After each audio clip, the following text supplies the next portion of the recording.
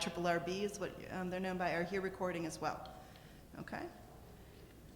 If your name is not getting called or you prefer not to speak at the microphone, the open house is still open downstairs. The comment for written comments, you can put them in the boxes. The stenographers are in the back. And also, as has been said before, the public comment period remains open. So all comments received, whether they're in this public meeting or whether they're through one of the other means of communicating your comment, will be put on the record and will be reviewed and given equal weight. Okay. And then some of the logistics for how it will work, I talked about that a little bit. So if your name is on the list, you can even right now be making your way up towards the front to have a seat to start speaking. We will ask that you are present at the time your name comes to the top of the list to speak. So you can kind of time it that if you know your name is in the next 10 names or so, that you stay close by the microphone. There's the pink and the yellow microphones, as I talked about. You may give your time to someone else to speak. So if your name is called and there's someone else in your group, or you feel like your comment has already been stated, you can come up with someone else and just simply say into the microphone that identify yourself as the person whose name came up and that you're giving your time to someone else to speak. We will ask then, if that person speaks, that if their name comes up again, they don't get a second opportunity, so that, again, we can maximize the opportunities. Anything that I've missed? I'm looking at Drew. You ready to go? Okay, there's a timer that will help you remember about the 3-minute time period. And so, Mr. Whiteside, are you ready to start making the comment, first comment? All right, we're good? I believe so. All right. Thank you. My name is William Whiteside. I'm from Hibbing. I'm pleased to be able to stand here today in solid support of PolyMet and the crew of people who have been working so hard to make this a successful venture. They've spent $50 million or more trying to satisfy the demands that this kind of a project requires to assure that we are able to do this in a safe and efficient manner. I'm really pleased that the people at PolyMet are local people of the highest caliber of talent in mining. It's very comforting to know that we have such fine people working there. And I'm very happy to see,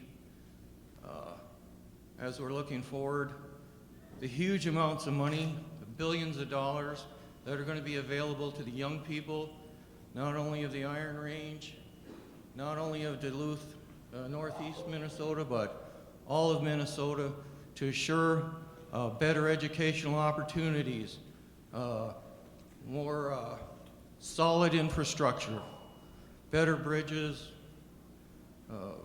highways, hospitals, all the things that are necessary to a healthy and a good environment for people to live in.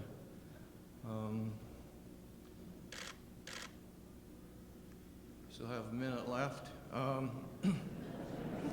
Seems like a long time when you get up here. So, I think this is a great opportunity for all of us. I think it's a great opportunity for the people of northeastern Minnesota. I'm glad that the glaciers left for a little while and made these resources available to us. I hope that we can go forward as a state and as a communities into a future that's going. And I'm very confident in the water quality issues that will have been addressed by all the work that's been done. Thank you very much. Thank you. I'd also ask, just so that we can please move forward as quickly as possible, Ms. Watson, Darlene Watson, you ready to go? Darlene Thank you. Watson, Duluth, and I'm turning over my speaking time to David Kane. Hello, my name is David Kane, K-A-N-E. I grew up on the Aryan Range. I graduated Mesabi East 1990 from Boavic. I'm on the kind of person that, was pro-mining. Started looking into what sulfide mining really entails. Switch sides. I don't think it's wise to mine a toxic material on top of an aquifer that straddles a continental divide. Clean water is important. Your health is important. Our kids' health, the people up there in Range's health is important. I also have a concern about who's going to be paying for the perpetual water monitoring of this project. We're talking about a Canadian mining outfit backed by foreign banks, 20 years of mining, and then basically we're not talking about cutting down a tree. We're talking about blasting into a toxic rock formation and leaving tailings piles forever. Sulfide plus oxygen always equals sulfuric acid, just like 1 + 1 = 2. So we're talking about, I don't know, thousands, millions of tons of sulfides, baking in the sun, water. Everybody knows how much it rains in northern Minnesota. We're not only talking about surface water, but we got a lot of aquifers underground. I grew up close to the Embarrass River in Lakeland, chain of lakes, close to Bass Lake, which is a spring-fed lake. Curious how, what kind of studies have been done with the underwater type studies of this kind of mining, fracturing into a rock formation like this. And I'm also concerned about, I think it's a noble cause to stand up for the little guy without a voice, the wilderness, the tourism industry. Everybody talks about, the Aryan Range is suffering, needs jobs. The polluting your environment for 20 years worth of jobs and then taking care of that water for 500 years, a number pulled out of the air arbitrarily. To me, I don't know who's going to be paying for that. I think it's going to be dumped on the taxpayers. Yeah, that's fine. I'm a taxpayer in Minnesota. You are taxpayers in Minnesota. Federal Reserve, prints money out of thin air. What is money? A slave system. So keep that in mind, when you're thinking about poisoning our waters for 20 years of jobs. This is going to set a precedent for the future proposed mines that are going to be on the other side of the Continental Divide along the South Quishway River. So if we set a precedent here and stop this in its tracks, hopefully we won't get any more open pit mines along the South Quishway River that's going to pollute the boundary waters. Got about 10 seconds. Thank you.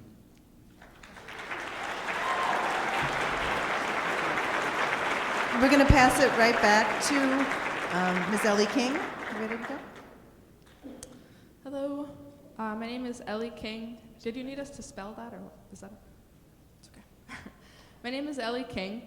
I live with my family in the woods outside of Finland, Minnesota. We've lived there for 10 years. The main concern that I want to express today is the rise in sulfate levels in surface and groundwater that Polymet's draft EIS predicts. My family is practicing subsistence living.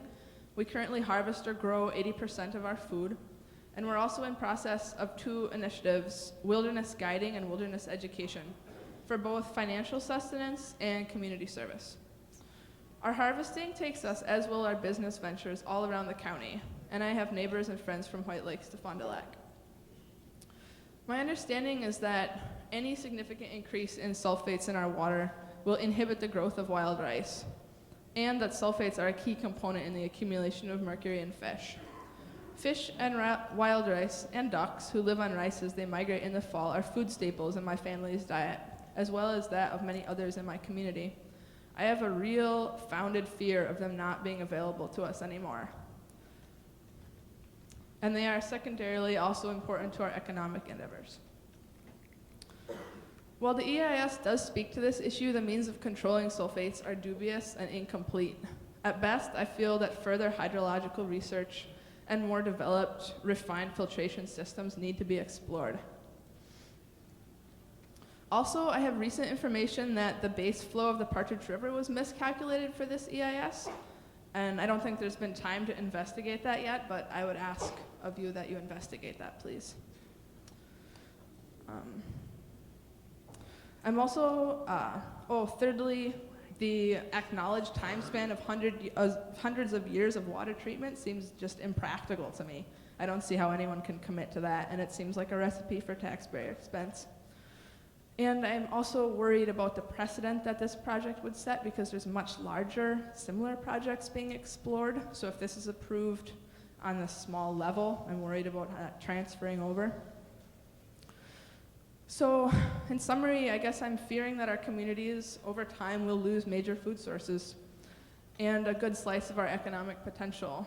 To me, this would be an unacceptable environmental impact for any project. Please consider the value of these resources to our community and the risks they'll undertake if this project is approved. Thank you.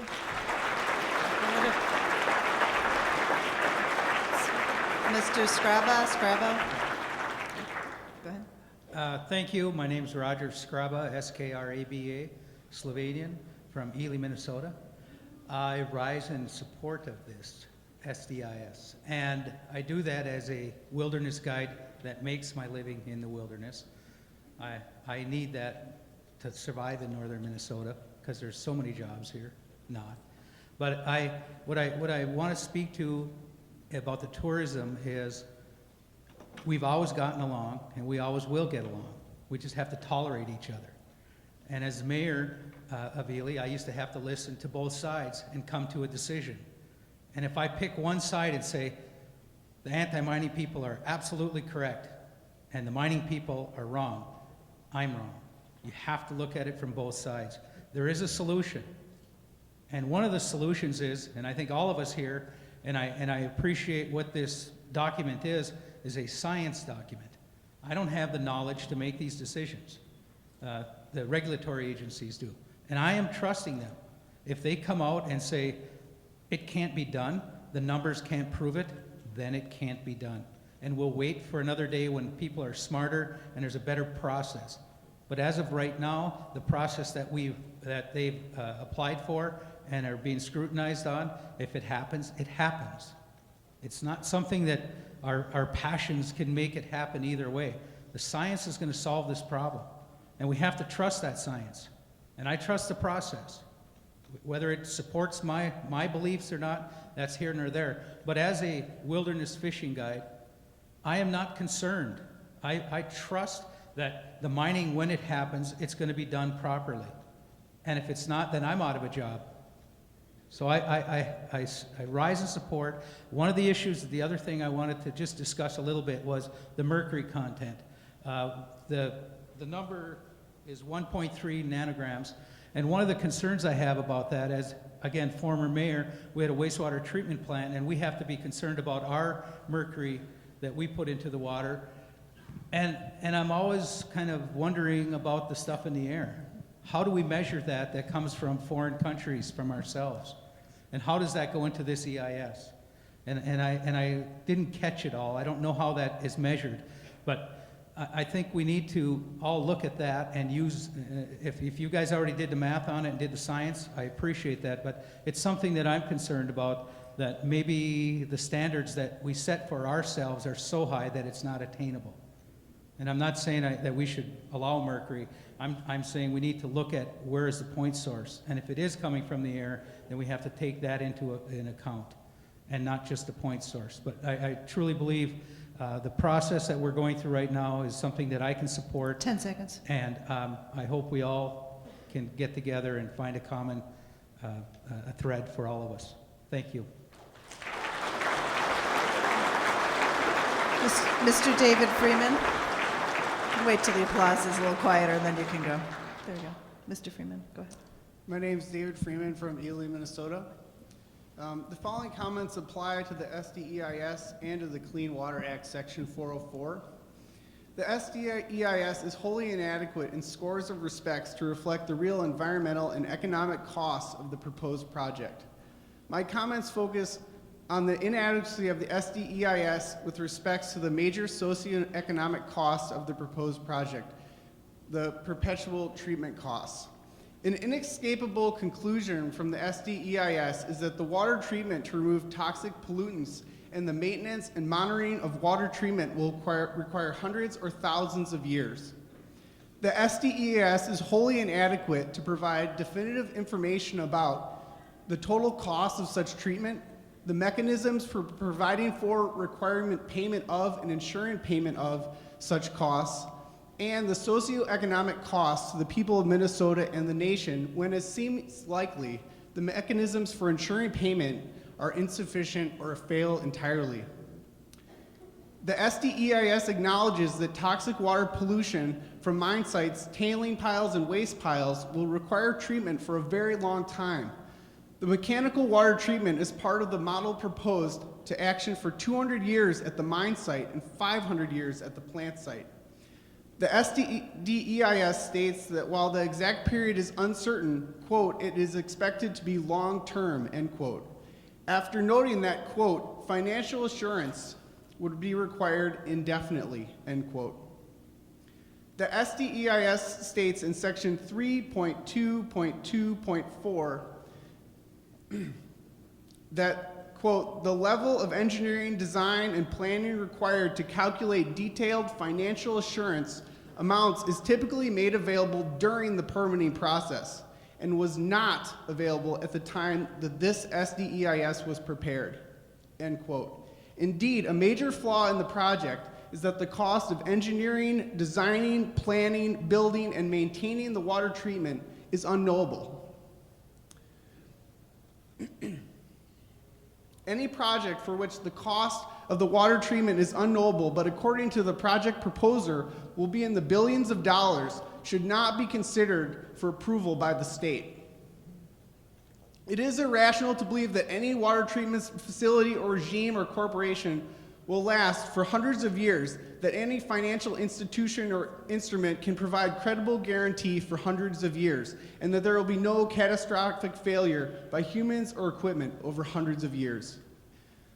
Take, for example, just like last week, the chemical spill in West Virginia, the Fukushima nuclear reactor destruction, the Deepwater Horizon explosion, or the I-35W bridge collapse.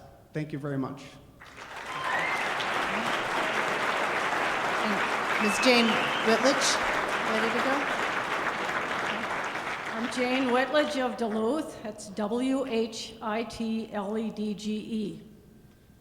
All we need to know about this mining proposal is what PolyMet itself has said, that once the mining is done, the water will have to be treated for at least 200 years. The lack of common sense and the stupidity of it all is breathtaking, that we'd even consider fouling our own water forever. Thank you. And Mr. Joe Baltich. Hi, my name's Joe Baltich. I'm from Ely, Minnesota, a third-generation Slovenian since we're counting. I grew up in Ely, and I spent my entire life there. I'm still there. My family's had a resort in Ely since, well, it started as a cabin in 1939 and became a licensed resort in 1944 by my dad. And it's operated continuously since 1944 till now. This summer will be our 70th year of operating as a resort in the tourism business in Ely, Minnesota. So I know tourism, and I know for 30 years prior to the inception of our resort as a licensed facility and to current date, mining has occurred in Ely around us for all of these years. And we've lived with it, and we've done quite well. The water's clean, fishing's good. Tourism isn't as good as it is due to competitive forces, perhaps, and other things, economic factors and whatnot. But I do know one thing, that Ely won't survive on tourism alone. Tourism is one slice of the pie. Another slice of the pie, from what I see in Ely, is mining. It may be a big slice of the pie, it may not, it depends on how you want to look at it, because all businesses wax and wane, they come and go. Mining will have its peaks and its lulls. So does tourism. As a result, I want to see mining on the Iron Range. I want to see the opportunity for people on the Iron Range to have jobs that aren't just tourism, because tourism comes from Ely, next to the Boundary Waters Canoe area, where I'm from. It doesn't happen in Virginia, Minnesota per se. Sorry, Virginia, but it's not. It doesn't compare to Ely. And so, what I'm trying to say is, you need it all. It's 2014. We've had many years now for mining mining technology to increase over the years and improve. And I believe in the year 2014 that we have the capability to actually function as an ecologically sound mining institution or area, a region. One comparison I'll make, and I'll try to be brief. This morning I was reading the news on the internet, and they said China today is having dangerously high outputs of toxic air pollution. Because China, they're all about making money. They don't care what they do. They're pumping, they showed pictures. You couldn't see anything. It was a sea of smog and people walking around with masks. Well, China is one of the biggest places for copper production in the world right now. They're dominating. And so, as a result, we've got China doing whatever they want. When they have output of any kind, they dump it in the Yellow Sea. They don't care. I will tell you one thing. In Minnesota, on the Iron Range, we have a lot of fishermen and hunters who like this area. That's why we stuck it out here so long. And as a result, we are going to see these people being good shepherds, good stewards to their land. You're not going to see the kind of pollution that you're seeing in China. The United States of America, Minnesota, the Iron Range, and Ely should be leading that charge, and that's where I stand. Thank you.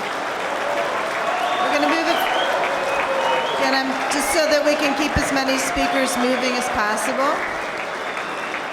We're going to move it right straight back to Mr. Joe Baggage. Start your time now, please. My name is Joe Baggage, and I reside in Evelyn for the past 84 years. I've been involved in the Minnesota legislature and served on one of the toughest committees in the Minnesota House, the Committee of Natural Resources and Environment. We served under a tough chairman. The laws and rules that we are operating under now, probably the toughest in the USA. Just recently, somebody mentioned West Virginia. That plant hasn't been inspected for 20 years. This will be inspected on a daily basis. There is nothing wrong with mining and providing jobs if we do it the right way. And from what I can follow and going to various meetings, this company is planning to do it the right way. Otherwise, I would not support them. I aim to protect the environment like everybody else is, but I live in an area in the middle of the mines of the Evelyn-Taconite. 9 feet from my driveway is Evelyn-Taconite.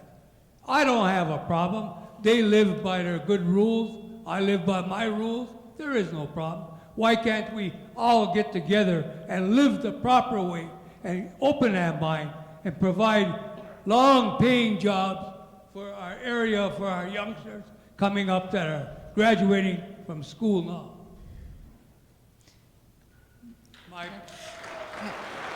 So I appreciate that we're going to move forward to the next speaker. I appreciate that you're going to have opinions that you agree with, that you don't agree with, and to maximize the time available for speakers and so that they can be heard. I'm just going to ask that we be able to transition as quickly as possible between speakers. And Reed Karen is the next speaker. I had thought you were done. 3 seconds. 3 seconds, they can make a touchdown. So you were done with your comments? Did I? Yeah. What? Oh, no, one speaker. If you cede your time, you have to cede it at the beginning. You can't pass half of your time to someone else. One speaker per time period. Thank you for asking that question. Okay, sorry about that. Go ahead. Thank you. Mr. Karen. My name is Reed Karen. I'm from Ely, Minnesota. I'm married to a Slovenian. The SDEIS is wholly inadequate in a great number of ways to reflect the real environmental and economic costs of the proposed project. This comment will focus on the inadequacy of the SDEIS with respect to certain socioeconomic considerations. The SDEIS does not attempt to reconcile the effects of the proposed exchange of superior national forest lands and of the destruction of wetlands with the protections provided to citizens by the Federal Weeks Act, the National Environmental Policy Act, the Minnesota Environmental Rights Act, and the Minnesota Environmental Policy Act. At and near the mine site, the project would destroy 913 acres of unique wetlands, plus many hundreds of acres of lands of high biodiversity significance, including imperiled and vulnerable plant communities. These lands are currently owned by the U.S. Forest Service in the Lake Superior Basin.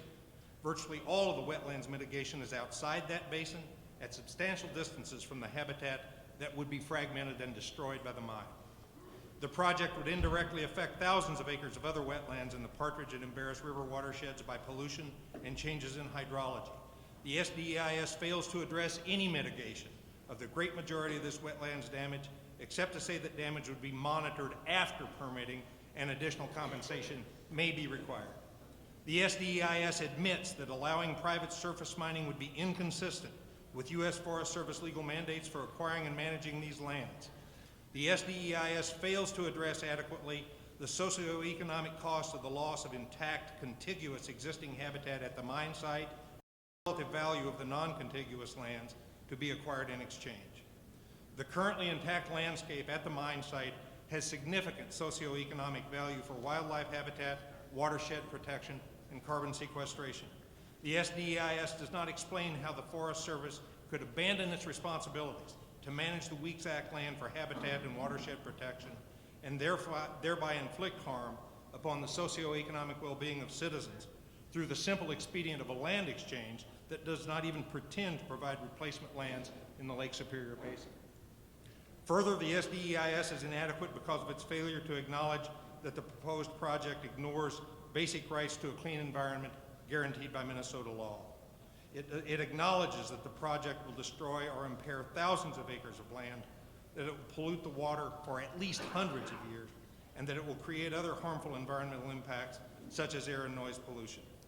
The legislature declared in Section 116B4 of the Minnesota Environmental Rights Act that the state has a paramount concern for the protection of its air, water, land, and other natural resources from pollution, impairment, or destruction.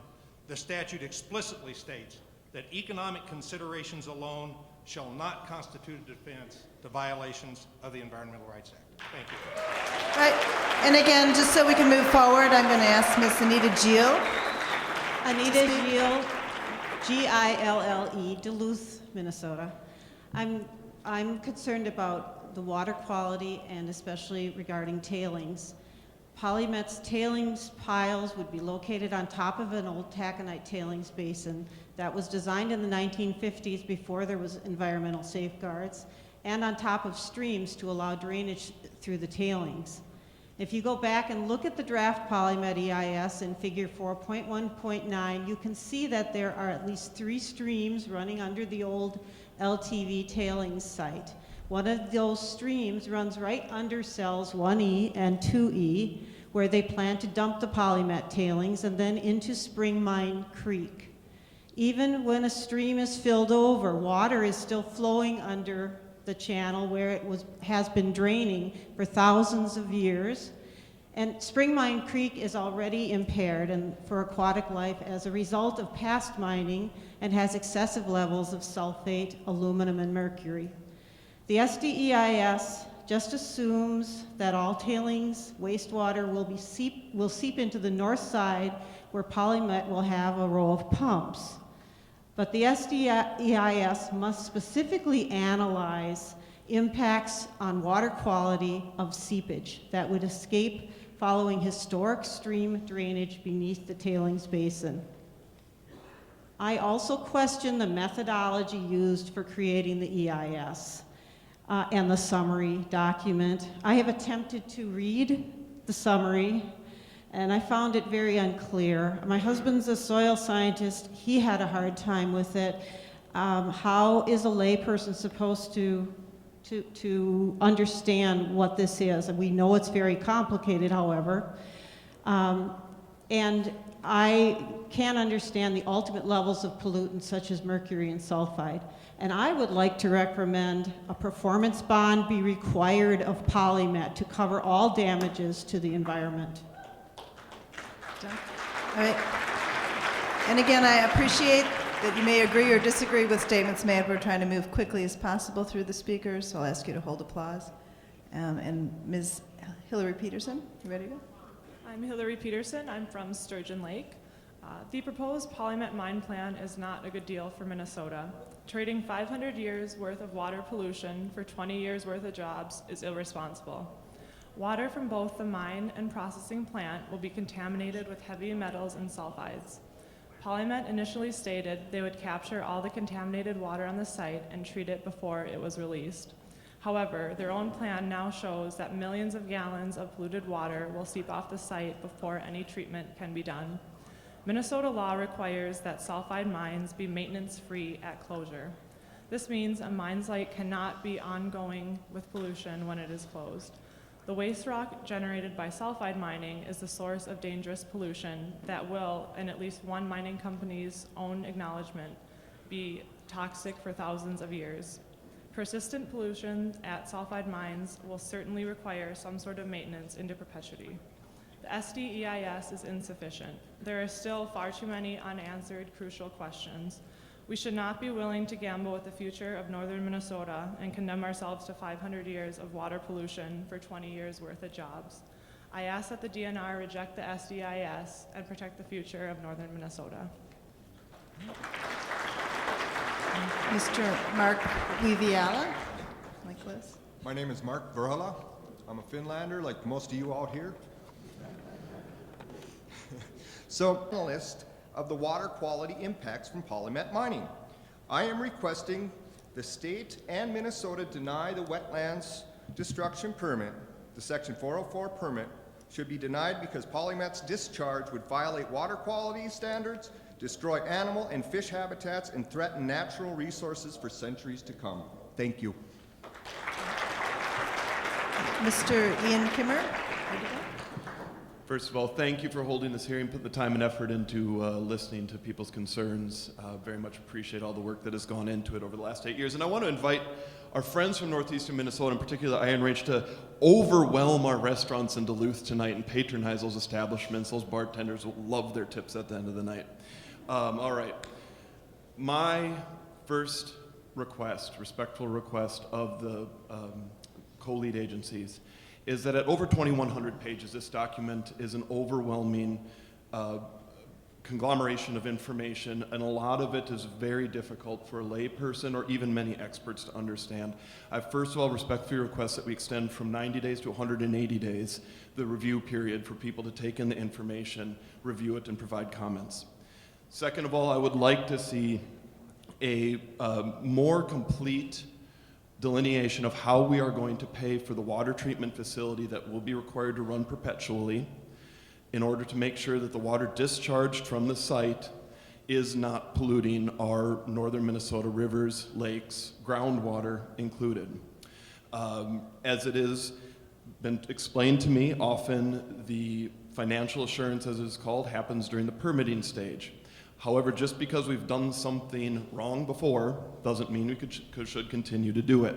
So I would respectfully request that we have the financial assurance piece, how we're going to pay for the long-term water treatment at the facility included in the SDEIS process so that the public can participate, see how it's going to be paid for, and come away with a reasonable assurance that if we're going to do this project, that at some point the taxpayers are not going to be liable for hundreds of years of water treatment.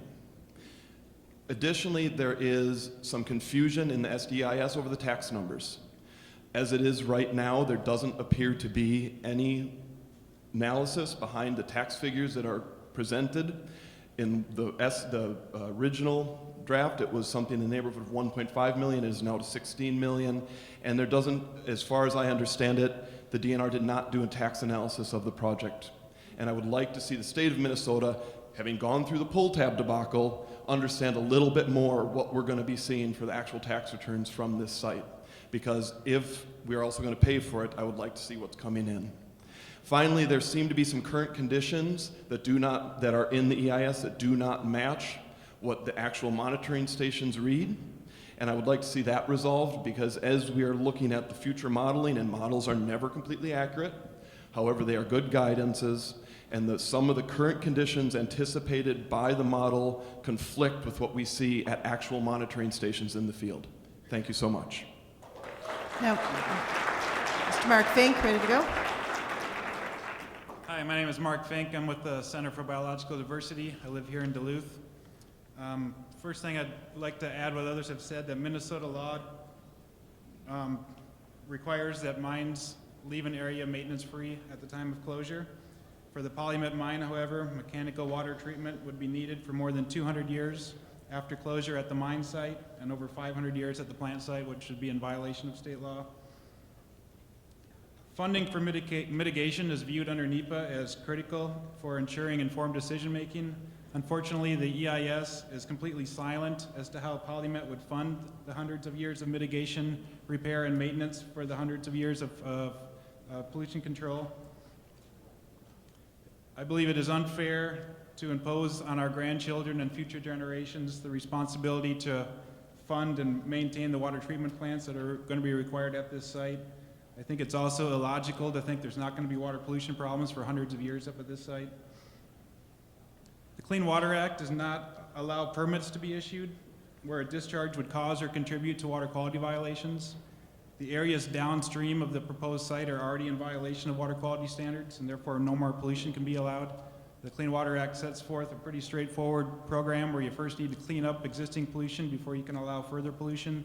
And up there's already mercury and sulfate pollution that needs to be cleaned. Under the National Environmental Policy Act, agencies are required to look at the cumulative impacts of their projects. As we all know, there's a lot of mining projects up there that have already had significant impacts on the area and downstream into the St. Louis River watershed. I believe the cumulative impacts analysis under NEPA needs to be greatly expanded to include the entire St. Louis watershed to encompass all this pollution.